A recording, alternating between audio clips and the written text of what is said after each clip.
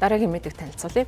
Бүгд найрамд хятад ард улсын элчин сайдын яамны зүгээс иргэдтэй хандсан анхааруулгыг гаргаж байгаа юм байна. За сүүлийн үед Бангладеш улсад заллин мэхлэх үйл ажиллагаа болж байгаа. За энэ нь бол гадаад ихнэр авахтай холбоотой ийм заллин мэхлэх үйл ажиллагаанд хятадын иргэд олноор өртөж байгаа учраас сэрэмжлгүүлийг гаргаж байгаа юм байна. За хятадын иргэд бол энэ заллинд өртөх басан гол шалтгаан нь бол сүүлийн үед хятад гэрлэлт буурч байгаа. За мөн эрэгтэй эмэгтэй хүмүүсийн тооны хооронд хүүсийн ялгаа их болсноос хойш бол энэ үйл явц бол ихээхэн нэмэгдэж байгаа. За ялангуяа хятадын эрчүүд зүүн өмнөд Азийн орнуудаас ихнэр авах нь бол түгээмэл болж байгаа. За үүнтэй холбоотойгоор заллин мэхлэх үйл ажиллагаанд өртгөн нэмэгдэж байгаа юм байна. Нэм гарагт бол Бангладеш дахь бүгд найрамд хятад ард улсын элчин сайдын яамнаас иргэдтэй хандан онлайн байдлаар бол энэ анхааруулгыг өгсөн байна. За ингэхдээ бол гадаад ихнэр худалдан авах гэсэн буруу ойлголтоос зайлсхийхийг иргэдтэй анхааруулсан байна.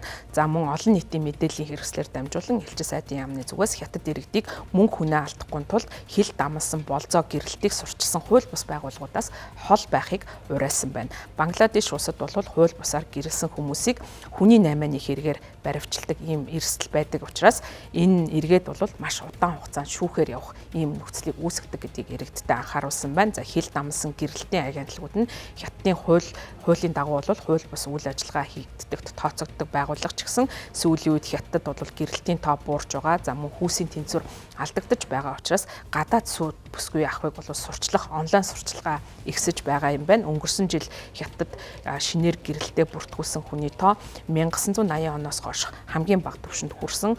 Ердөө 6.1 сая гэрэлтийн гэрчлэгээ олгосон 2023 оныхтай харьцуулах юм бол 20% гэрэлтийн тоо буурсан үзүүлэлт болж байгаа юм байна. За мөн хятадын үндэсний статистикийн товчооны мэдгдснээр хятад эрэгтэйчүүдийн тоо эмэгтэйчүүдийнхээс 30 саяар илүү байгаа нь гэр бүл төлөвлөлтийн хувьд бол ихээхэн сөрөг нөлөө авчирж байгаа. За мэдээж хэрэг тус улсын зүгээс олон жилийн туршид явуулж байсан нэг хүүхдийн бодлоготой холбогдуулан тухайн бодлогын үр дүн ийхүү гэр бүл төлөвлөлтээр бас гарч ирж байгаа юм байна. За хүүсийн тэнцвэргүй байдал ялангуяа хөдөө орон нутгад бол илт мэдрэгдэж байгаа. Хөдөө орон нутгийн ганц бие эрчүүдийг бол хятадын нийгэмд үлдэгдэл эрчүүд гэж нэрлэдэг юм байна. За тэдний хувьд эхнэр болохын тулд асар их дарамт шахалт нийгмээс авдаг юм байна. Тийм учраас тэдний хувьд аль болох эхнэр болохыг ирмэлцдэг. За дээр нь бол хятад эхнэртэй болохын бол асар их үнэтэй бэлэгсэлт өгөх юм шаардлагатай болдог учраас бол зүүн өмнөд Азийн орнуудаас эхнэр авах ийм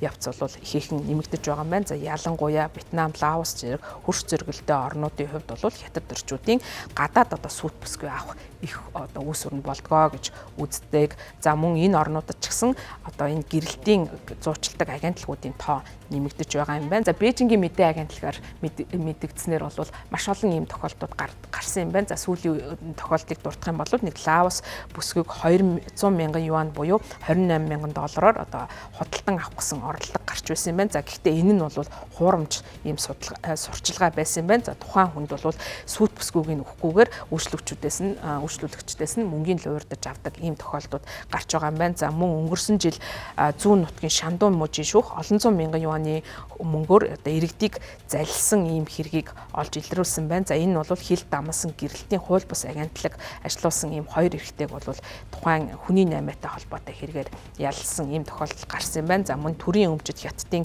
Legal Daily нэртэй сонин бичснээр Пакистанд 3 сар аялсан хятад 100 мянган юаны мөнгөө бас алдсан юм байна. За хосуудыг зуучлагчаар дамжуулан худалдагдсан Пакистан эмэгтэй гэрэлтийн агентлагууд болон тэдэнд мөнгө төлсөн энэхүү хятад ирийг цагтаад мэдүүлсэн юм байна. За тэднийг бол хүний 8-ны хэрэгээр баривчлан саатуулсан байна. За өнгөрсөн мөн 10 дугаар сард Шамминий их сургуулийн профессор гэрлэлт сүүлийн үед хятад буурч байгаа хүүсийн тэнцвэргүй байдал бий болсон. За үүнийг багасгахын тулд хятад гадаад сүйт бүсгүй импортлогыг санал болгосон гэсэн ийм олон нийтийн шүүмжилт бол үүнээсээ болоод өртсөн. За энэ санаа нь бол хүний 8 мүлжлэгийг дэмжиж байна гэж онлайн шүүмжлэгчд бол тухайн профессорыг шүүмжилсэн удаатай юм байна.